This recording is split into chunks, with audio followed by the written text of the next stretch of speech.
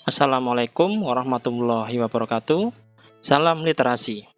Halo teman-teman semuanya, selamat datang kembali di channel ini.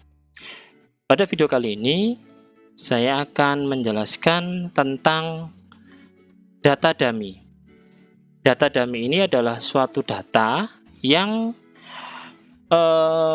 istilahnya data fake atau data palsu yang nanti bisa dibuat latihan di aplikasi ePrint.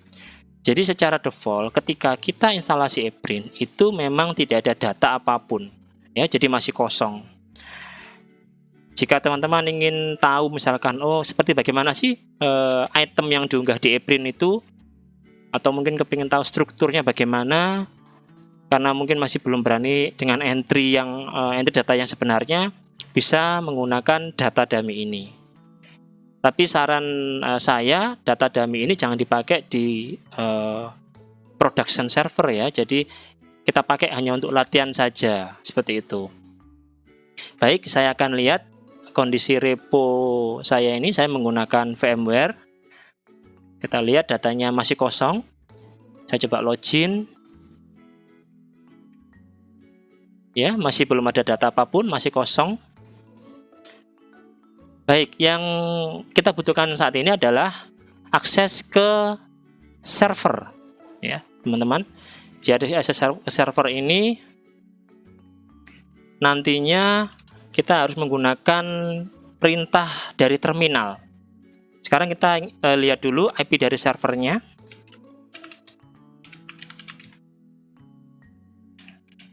Baik, saya ketikkan ifconfig.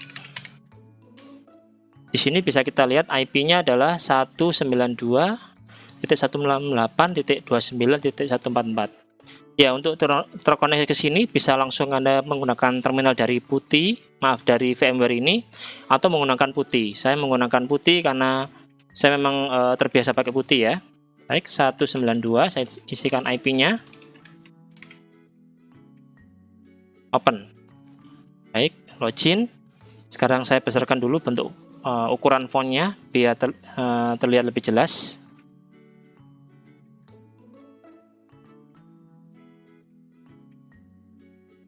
Oke.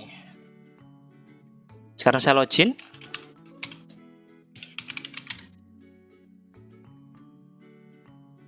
Baik, dari sini kita login dulu sebagai root.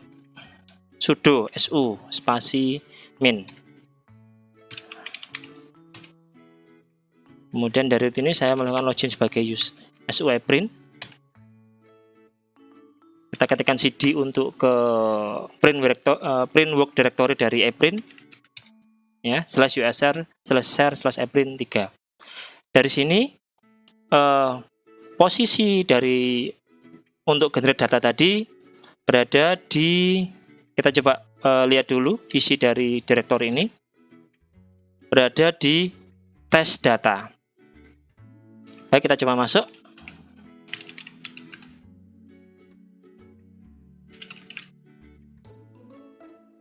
Di sini ada dua folder, bin dan data. Kita masuk yang bin. Ya, di dalam folder bin ini ada dua file, import random data, jadi mungkin itu random data. Yang kedua adalah import _test_data. Yang kita pakai adalah yang file yang kedua, yang import test data.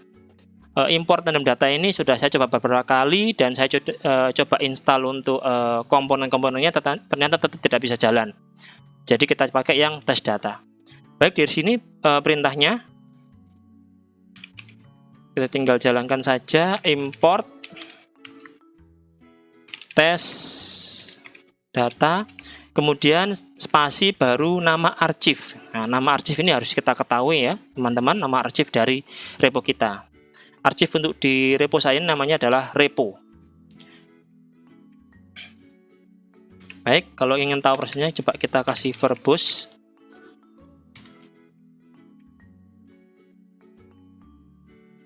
Verbose ini fungsinya untuk menampilkan prosesnya. Oh, ternyata langsung selesai.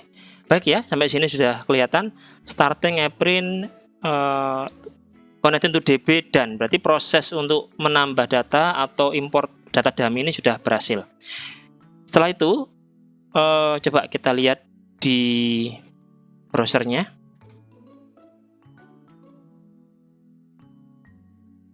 Coba kita refresh. Masih kosong ya teman-teman. Subjek masih kosong. Ada yang tahu kira-kira kenapa masih kosong? Ya, itu karena data yang kita unggah, tetapi memang sudah berhasil data itu masuk ke dalam database Eprin, tetapi harus dijalankan perintah regenerate abstract dan regenerate view. Baik, kita lihat dulu di bagian indexer dari Eprin. Coba kita klik admin, system tools. Oh, ini kita harus jalankan dulu start indexernya. Oke, sampai dia nanti tombolnya menjadi stop indexer. Kalau sudah seperti ini berarti indexernya dalam kondisi jalan atau running. Baik, dari sini kita akan sekarang jalankan perintah melakukan regenerate. Dari folder test data /bin kita kembali ke Printbook directory dari Eprin, cd enter, kita ketikkan bin admin,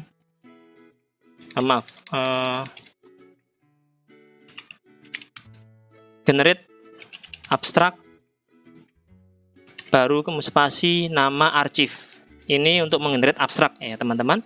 Kalau ingin tahu prosesnya, kita tambahkan verbose. Oke. Nah, ini dia akan mendata, dia akan menggenerate data-data tadi yang sudah kita tambahkan. Jadi data dummy ini di Eprin itu kita dikasih sekitar 100 data ya. 100 data contoh. Nah, ini bisa kelihatan 100 abstrak. Jika sudah seperti ini, selanjutnya adalah kita lakukan regenerate view. Bin generate underscore view spasi nama archive. Kemudian kita tambahkan verbose jika untuk lebih detailnya. Kita enter. Nah, dia akan menulis. Jadi generate view ini dia akan memilah-milah dari data tadi itu, dia akan dipilah subjeknya apa, lalu kemudian dia akan masuk ke dalam 4 tipe. Jadi browse by author, browse by year, browse by subject, dan browse by division. Dengan perintah ini maka data-data yang tadi sudah kita masukkan akan dimasukkan ke 4 subjek tadi itu, ke 4 tipe tadi ya. Ini bisa kelihatan. Jika dari sini sekarang kita bisa lihat di halaman Eprinnya, coba kita browse. Nah, nanti maka di sini akan terisi data. Coba kita lihat dulu menu deposit. Ya, di sini ada 100 data contoh. Tanggalnya per hari ini. Ini bisa kelihatan ya. Jadi live archive semua. Jadi datanya juga data yang data apa adanya, bukan data yang sebenarnya ya. Jadi observation on the redneck / cosnick dan sebagainya. Jadi ini sudah muncul. Sekarang kita lihat di browse by year. Ya, datanya sudah masuk. Ini ada 100 data by subject. Nah, juga sudah masuk. Bisa dilihat ada 100 data. Browse by division berdasarkan program studi. Oh, semuanya masuk di kelas School of Mathematics. Jadi 100 data tadi itu, berarti hanya satu data yang ditipekan ke dalam kelas matematik. Berarti yang 99 belum dipilih divisionnya. Oke ya. Browse by author. Nah, ini autornya berarti sudah ada sampai E sampai H. Itu. Baik, jadi dari sini kita sudah berhasil menambahkan data dummy ke dalam Eprin kita. Dari sini kita bisa latihan kira-kira data ini mau diapakan. Jadi semua yang di sini kita lihat tipenya adalah masuk ke artikel ya, ke artikel jurnal. Ke artikel nanti ini bisa kita rubah-rubah mau ke tesis, mau ke book section, silahkan karena ini data dummy ya. Bisa kita coba trial, hapus, edit, dan seterusnya. Oke, baik teman-teman, sampai di sini cara menambahkan data dummy di Eprin. Semoga bermanfaat. Salam literasi. Wassalamualaikum warahmatullahi wabarakatuh.